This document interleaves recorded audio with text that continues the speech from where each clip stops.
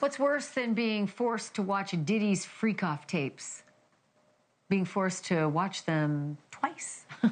I feel for those jurors. They were chosen to sit in judgment of Diddy, but that's what they had to endure today. Only this time, Diddy's lawyers were the ones making them watch the tapes. Yesterday, it was the prosecution. Special Agent DeLeasa Penland showed more than 15 minutes of Diddy's porn, different segments from yesterday's tapes, and the jurors and the lawyers all had to wear headphones because, nobody else could see the screens, just the jurors, just the people involved in the case, the lawyers at defense table and at the prosecution table, judge, right, Diddy too. But Diddy was allowed to watch the videos from a side room during the morning hours. So imagine being a fly on the wall in there. The reason that his lawyers are showing the tapes again is because they're trying to prove that the sex that these people are having to watch on tape, all that kinky business, that was consensual, they say. Especially, when Diddy's lawyers could remind the jury of text messages from Cassie like this one, quote, "I'm always ready." But the feds say this wasn't kink, it was commerce, complete with a system and a playbook. And they showed dozens of receipts for flights and escorts and hotels that were paid for by Puffy's business. Jury was also shown what happened after that now infamous 2016 hotel beating video.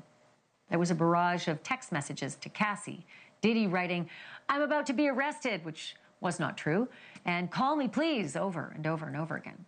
Days later, he texted her, "Baby, I can't say it enough, I'm so sorry." To which Cassie responded, quote, "I still have crazy bruising from Friday. When you get effed up the wrong way, you always want to show me that you have the power and you knock me around. I'm not some rag doll. I'm somebody's child." Government also showed evidence of a cover-up behind the scenes. Staff members trying to scrub hotel security footage of the beating.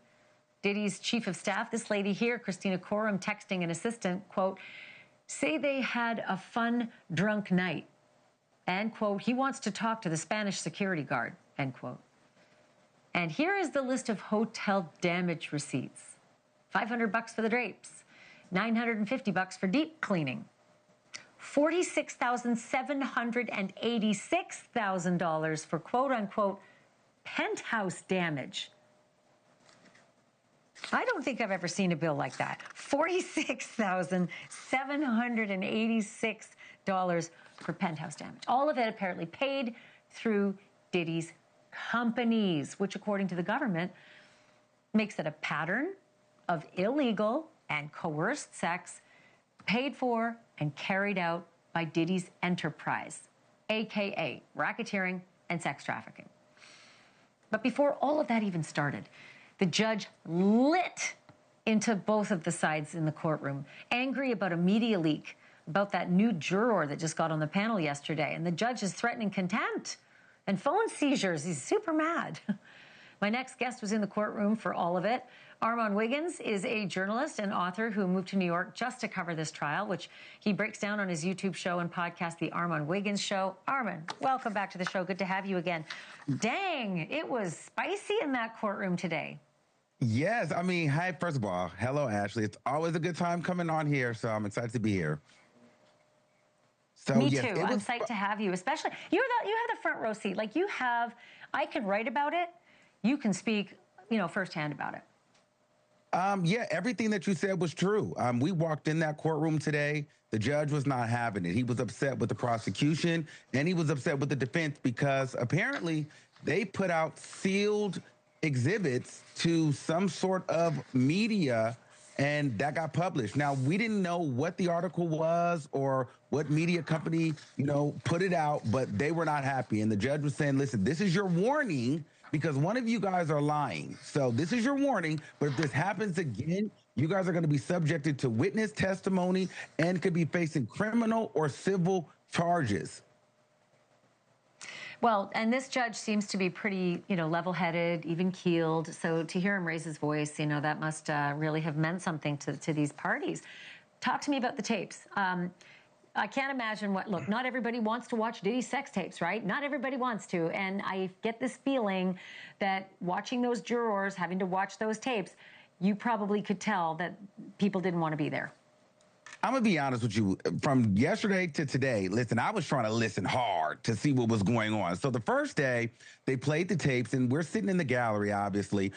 So they turn up all the monitors, so we can't hear, or we can't see it, but we could hear a little bit. Now the first day, it was a little awkward because you could hear some moaning and you heard the sex music and you kind of hear some things. You couldn't really make out what was going on, but you could tell it was definitely a freak off happening.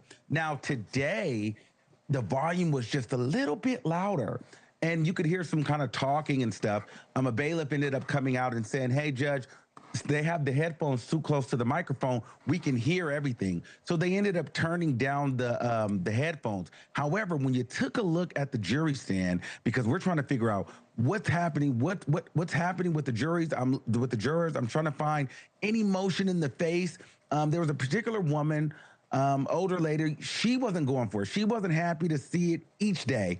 She was extremely uncomfortable. You could see it in her face. She would try to kind of cover her mouth sometimes and cover her face, but the look of disgust, she couldn't avoid it. You've seen it every time. She did not want to be there. She did not want to be looking at those tapes. There was another guy that was, as he would watch the tapes, as they would play different tapes, he would like snatch his headphones off and like, in a way like, all right, I'm done. Whereas other people would kind of just sit and kind of endure and wait until, the next tape got played. But he would snatch his headphones off. And there was one guy, I was really watching him though, because he'd kind of sit back, and kind of like watch it. But then when it would get good or interesting, I don't know if it ever got good, but something that you would kind of be like, all right, let me look at this a little bit more. You would kind of see him like, like kind of like move a little bit, and he would kind of really get a little bit closer. And then at one point, he even started looking around in a way to be like, are y'all seeing what I'm seeing?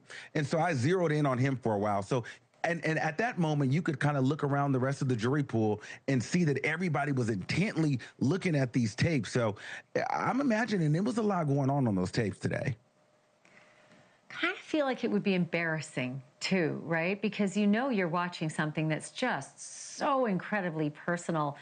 And maybe some of these jurors feel like they're watching someone being assaulted as opposed to somebody who's willing.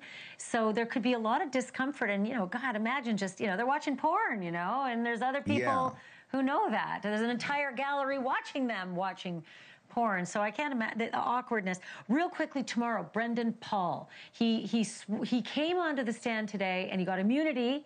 So tomorrow he's going to testify. What are we expecting from him? It better be big because he's one of the final witnesses. Honestly, okay, really quick. So I think that it's pretty much done because, from what they showed today, that streamline of receipts with the hotels and the text messages and the videos. I mean, the summary witnesses did their thing today for the prosecution. Now, Brendan, we know him to be the drug mule that got arrested. So, he's honestly the glorified Louis Vuitton bag, just made a human being at this point. So he was the guy that carried all the drugs for Diddy. So I don't see this getting any better for Diddy. I think that this will be the cherry on top that goes ahead and seals the deal. Of course, all of it allegations until there's a verdict. And my goodness, I think I heard they might be deliberating as early as next week. I'll believe it when I see it. Armand, you got to come back. Thank you for this. Thank you so much. Good to see you. And we will have Armand back. He's one of my faves.